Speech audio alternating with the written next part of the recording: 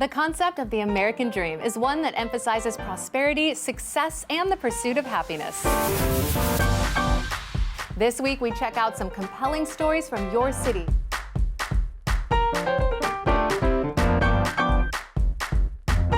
And visit a few outdoor locations in Las Vegas, North Bay, Santa Barbara, and St. Louis.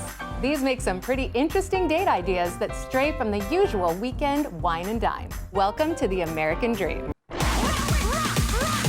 We do it in the spirit of going against the grain of the negative media, giving inspiring information, and having people walk away from our show with something of value. You're seeing a disruption in both the real estate and the mortgage space. A lot of people are just not willing to put in the work. What video does is that it demands an emotional response. You know what I love about the show? It's totally unscripted. Our first story is brought to you by a professional in your city. Let's hear what they have to share this week.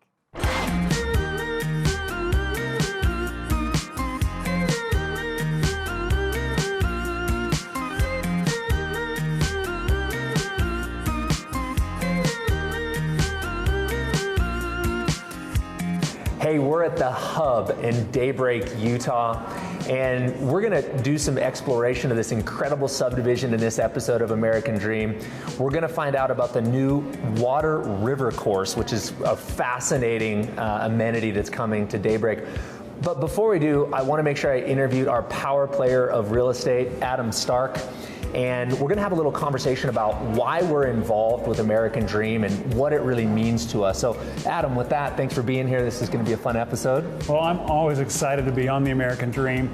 I actually became part of the American Dream back in 2017. You're a veteran. Yeah, absolutely. I love being part of it, but one of the main reasons that we became part of the American Dream is we wanted to share the story, the lifestyle, and the events of Utah. Yeah. What's going on in our communities, and being able to talk about those things that we experience and go through throughout our lives, and why we would live in a place like Utah. For me, much like it sounds like for you, the passion is about real estate, what it can do in terms of a wealth building, what it can do in terms of community. And I think we're gonna have a lot of fun today checking out one of Utah's most cutting edge and fun communities. Stick with us, we're gonna have a heck of a fun episode ahead.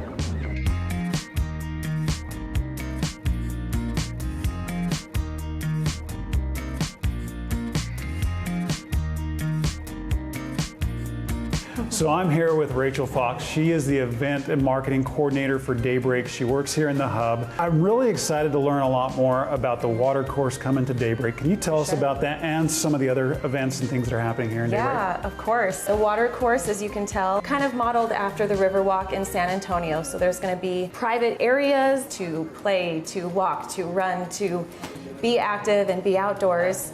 And then also there's going to be a cove, which is more of a pavilion type area that people can either rent out a space, they can come do paddleboard yoga lessons, they can come kind of just come together as a community. So yeah, it's exciting. Everything that we have planned is very exciting. Well, Rachel, we appreciate your time today. Thank you for sharing, and I'm really excited to see what it becomes in the future. Me too.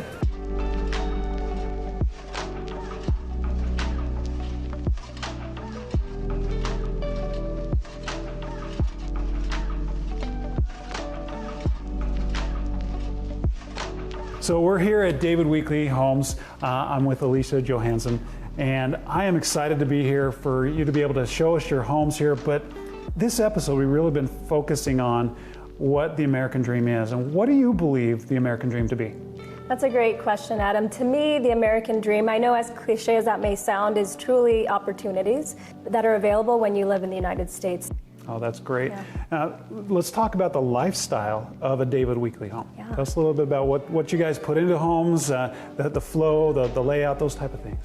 Part of that reputation we have, as I mentioned, was the design, right? And our homes are designed to live well. Things are thoughtfully designed in the placement of the bedrooms, the zones that are designed in the home, the traffic patterns, how you move through the home, and the layouts so that they live very well in terms of lifestyles. So maybe you have a big family and you love to entertain. For example, in this particular home, we have over 800 square feet of livable entertainment space.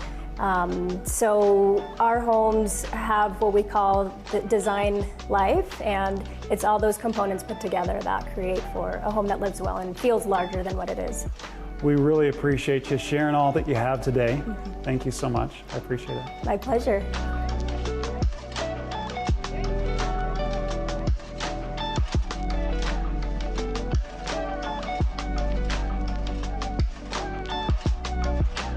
So I hope this episode has given you an opportunity to think about your American dream.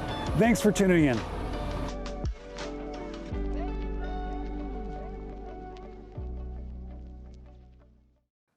Our national story this week takes us to some fun outdoor locales. But first, we hear from one more professional from your neighborhood. Let's check it out.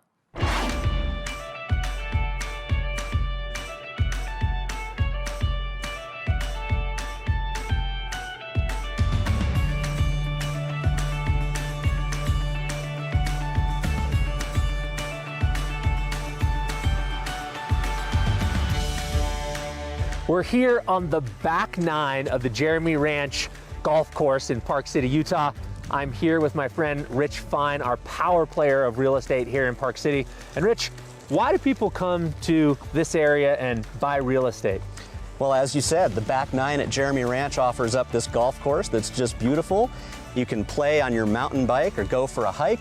Well, living your best life here at Jeremy Ranch, that does sound like the American dream.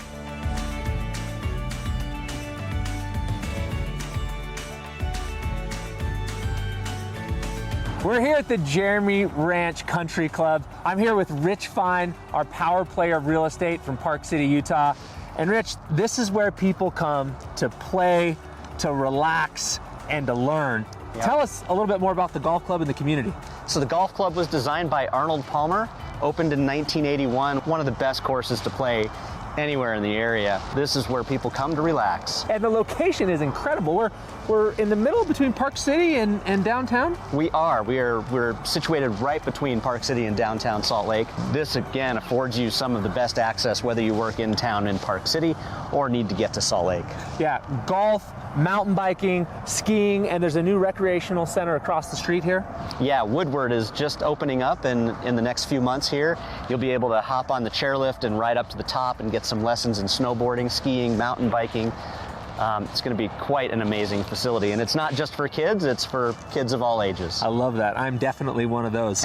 And I think you're going to show us a really cool listing that's located here in Jeremy Ranch. We are. We're going to go take a look at Daybreaker Drive. All right, I look forward to it. Excellent. Let's go.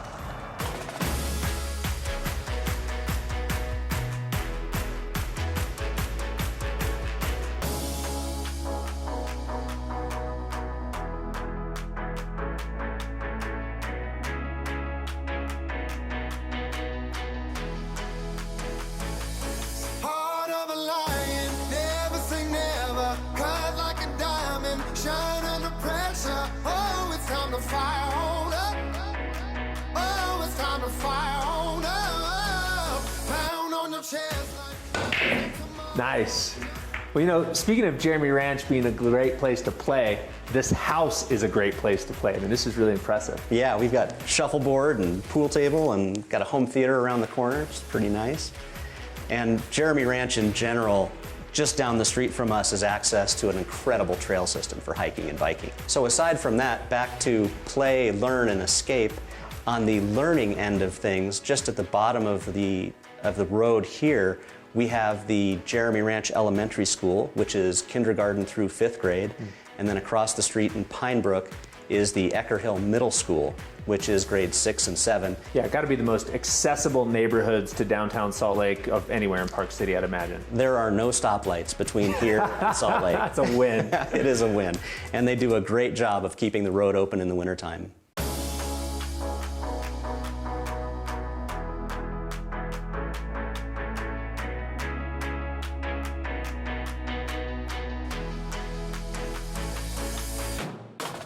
Well, you know, when you live in Jeremy Ranch, you get to escape to an incredible place. And this isn't a bad room to escape to either at the end of the day. Absolutely not. This is your chance to unwind once you've had your day of work, whether it's in Salt Lake or Park City. No doubt. Yeah, I mean, this is the playground of people that are living in LA and Texas and all across the country, they came here to escape real life and just soak in the elements. Well, Rich, this definitely is the American dream.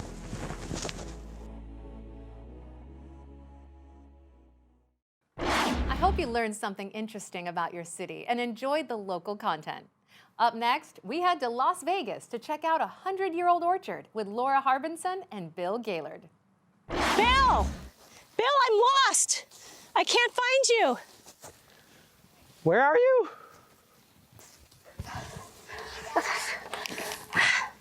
I give up. I can't find him. Laura, I've been behind you the whole time. Oh my gosh!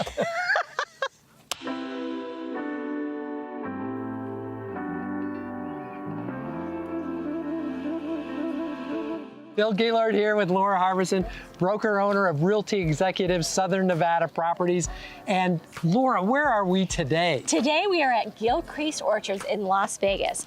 Absolutely amazing, amazing place, icon of Las Vegas. Been here 100 years. We need to go find Mark, who's the manager, to show us around. And where's Mark? He said follow the donut signs. The donuts. So let's go. Let's go to the donuts.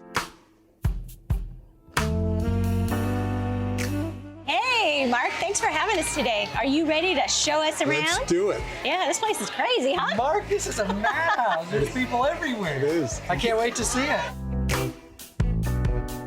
So, Mark, these are the Pink Lady apples. That's correct. These are our latest apples of the season. Okay, so you've had apples since around, what, May, you said? No, apples in July, and then there's a break, and then we have them again in October. Okay, so then the fall and the spring are your busy times. What happens in the spring? So in the spring, we have open up in March, and we have asparagus, which is very delicious. And we have carrots, beets, and leafy greens, and other things like that. So the kids can come and pick their own carrots and all too? Right. Okay, kind of like a little treasure hunt where they can see what size they can find. Right. You know, so I really miss that hayride. Is there any chance that we could do that today? Sure. All right, let's go do it.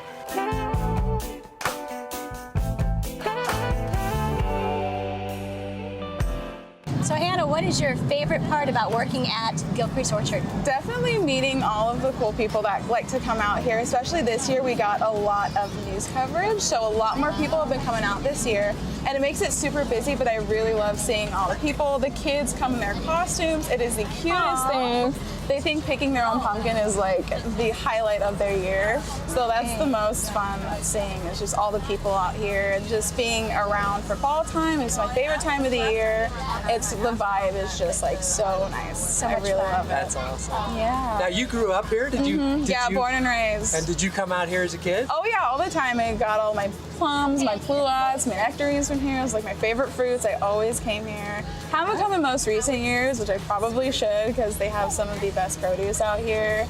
Especially in the springtime, it's like all you could imagine. We've got it. Yeah, it's really the best. Right, it was supposed to be the best farming land in the entire valley. Yeah. So the Gilcrease family purchased this land in 1920, is that correct? Right. They came down from Reno, purchased this land, grew alfalfa because there was a spring on property, and so they had the water, they could do it. And since then, we've been growing fruit trees and lots of vegetables. So it's been very fun. So this is a nonprofit foundation, just giving back to the community, basically. How many people a day come? So it depends on the time of year, but we get school field trips Monday through Friday, and usually in the spring and the fall, we get about 300 a day that come through here. Wow. And so about 12,000 kids a year in organized school field trips, plus when they come with their families on the weekend. Right. Yeah, this place is hot. It's Tuesday morning and this place is hopping. Yeah, it's busy. I can't believe it. Busy place. That's great. Well, let's, I think I'm gonna go find your pumpkin patch.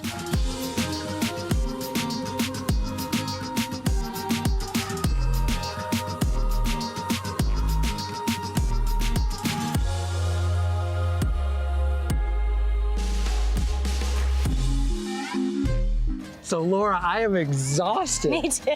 This place has everything. It's such a great day. So much fun. I've loved coming here for the last 25 years that I've known about it.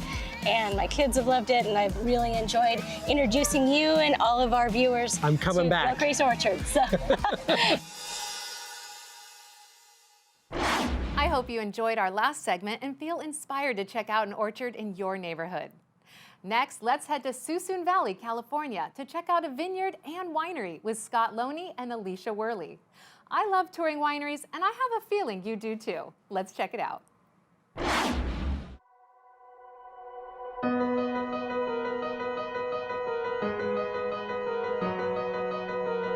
Hi, I'm Scott Loney. And I'm Alicia Worley, and we're with Country Estates. Today we're in beautiful Suisun Valley at Woodin Valley Winery.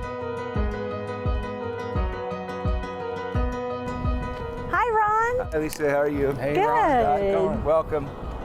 Well, welcome to Woodin Valley. I'm going to take you guys around for a short tour today and learn a little bit about Woodin Valley Winery, Suisun Valley, and all kinds of fun stuff that happens out here. Let's go on over to the winery.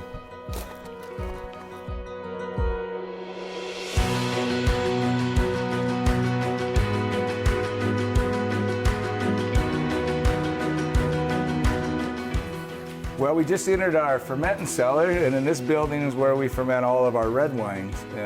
Those tanks back here will be all full of red wine. Some are full right now fermenting because we are in harvest.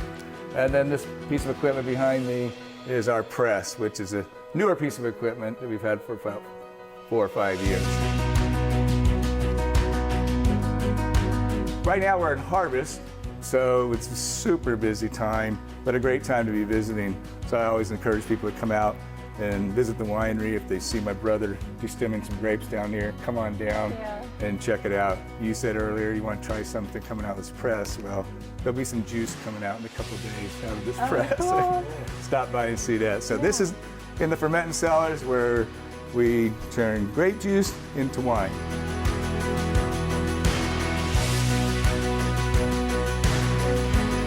This is our barrel room.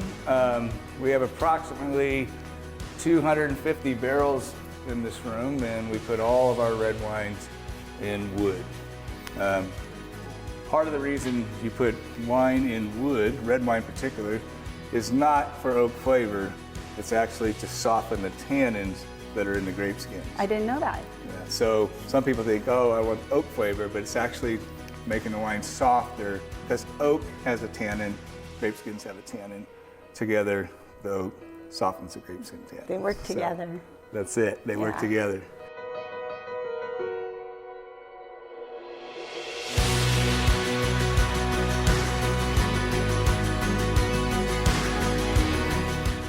Well, here I brought you out to our demonstration vineyard that we have at the winery. Vineyards is where most of our business is. Of course, we have the winery, but we operate around 400 acres of grapes, about 300 that we own in the family. And so it's the biggest part of our business. And we are really farmers first. So even in the style of our wines, we want them to be fruit forward. We want to taste the grape.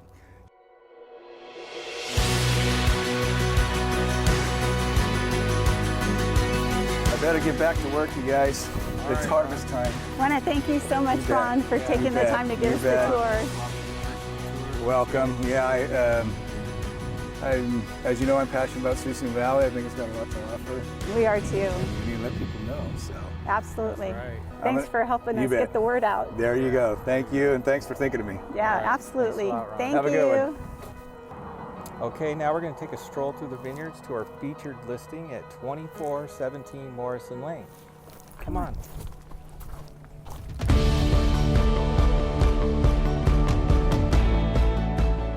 Okay, now we're in the farmhouse. It's approximately 2,000 square feet. Has a big great room with the master bedroom off of the great room. Spiral staircase leading to the loft.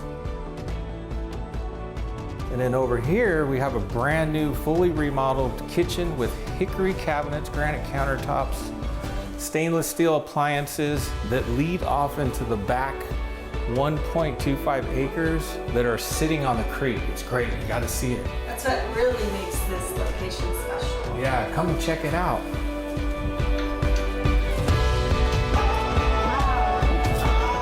Yeah, isn't this awesome? You're on over an acre. You got the vineyard right here. Even though you're on over an acre, And you've got surrounded by vineyards that are on 10, 20 acres. Some of them are across the street are 180 acres. You don't have to maintain them, yeah, you but don't you have get to take in the view, right? It's awesome.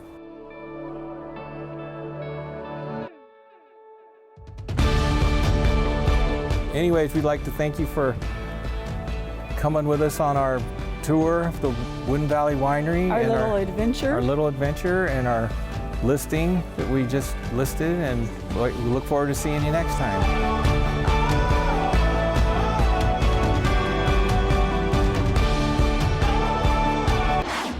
I love the quaint appeal of small town living, farm culture, and the beautiful wineries these communities have to offer. Up next is another winery in a small town at the north end of Santa Barbara County. Let's check it out with Amy Baird.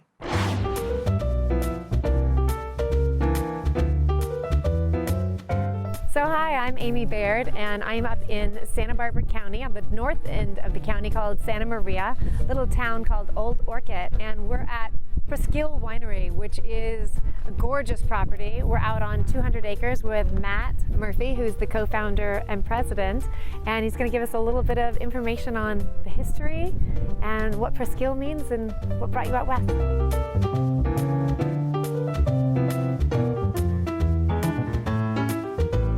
So we're here at Presqu'île Winery. This is my family's winery and vineyard here. We have 200 acres in Santa Barbara County, Santa Maria Valley, as you mentioned, focusing on Pinot Noir and Chardonnay. And so we're here in the winery. This is the red wine floor, red wine tanks behind us, and we're just wrapping up harvest as we speak. So kind of a good time to be up here. So the piece of property that we're on has a lot of undulation, rolling hills, a lot of elevation change, and so we wanted to play off of that in the way we designed and built the winery and tasting room. And so the winery sits up top at about 1,000 feet above sea level, connected underground to the cave and the tasting room. And so it's all gravity flow, and that's an ancient way of making wine before, pumps and electricity and all these things, modern conveniences existed. Yes. This is the way wine was made. It'd be great to go ahead and take a tour of the winery, and you can show us around what's happening in the vineyard since you've already got most of the wine harvested. There's a little bit of grapes still out there, and see where we are. Sounds good. Thanks.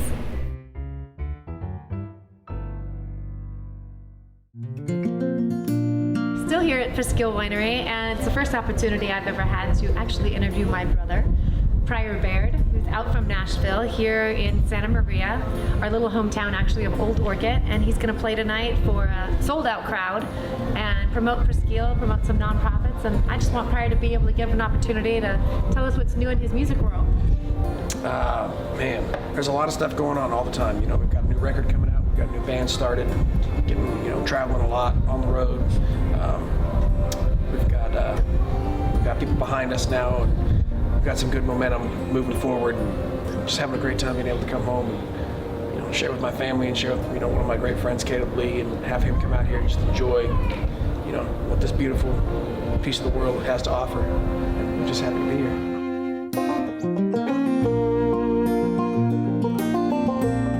That's what it's all about, keeping it all together. And it takes a village to make anything happen. This is the best village I know about. That's the truth. And it's great to have family here that we get to see you when you visit, get to see you in Nashville. Love you, bro. Cheers. Cheers. Let's go play some music. Let's go play some music. I'll listen. I'll drink some wine. Hell yeah.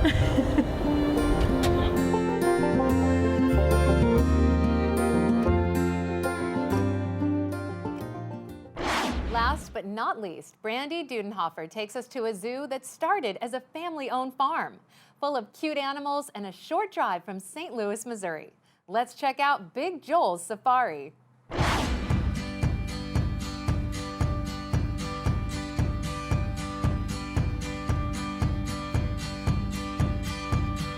All right, Joel, well, tell us a little bit about yourself and how you started Big Joel Safari. Kind of a long story, but sort of a short story too. Me and my wife started the park 7 years ago. We live here, it's a small operation, but while I was an animal science graduate from the University of Missouri, and I've always wanted to be a zookeeper, and that seemed to be the best way to achieve those things until we finally figured out we'll just start our own zoo instead of working for another zoo. So there's a little history here to the property, though. You didn't just purchase it recently 7 years ago. There's some history to it. Yeah, well, I grew up on the property, and due to different medical issues with my mom, I did a lot of the upkeep when I was back in town for a few weeks, and eventually I kind of told them what I'd like to do, and they said, well, you can buy it from us and you can take over the farm. So That's awesome. So what kind of animals did you grow up with here on the farm? pretty normal. Actually, a lot of miniature horses. My uncle was in the miniature horses, and we were busy all the time, and horses are kind of pretty easy to maintain. We had a few goats, and llamas were the first any exotic hoof stock that we ever had on the property.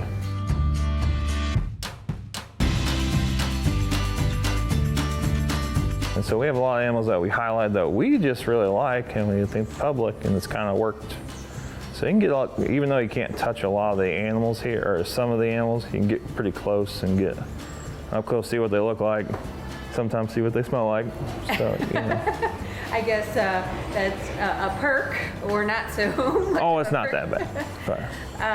But that was truly what your design was to make sure that the encounter that your guests have is that they can get a little closer to the animal. Yeah, because at no point are the animals stressed. A lot of these guys were raised either from a small age, or we've come across, we like calm animals that can be easy to work with, for us to work with, and so they really don't care if the public's there sometimes, you know, they're not stressed out. Okay.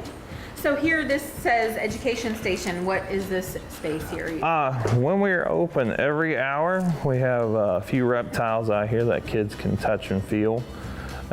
We have usually a tortoise, a snake, and an alligator we bring out.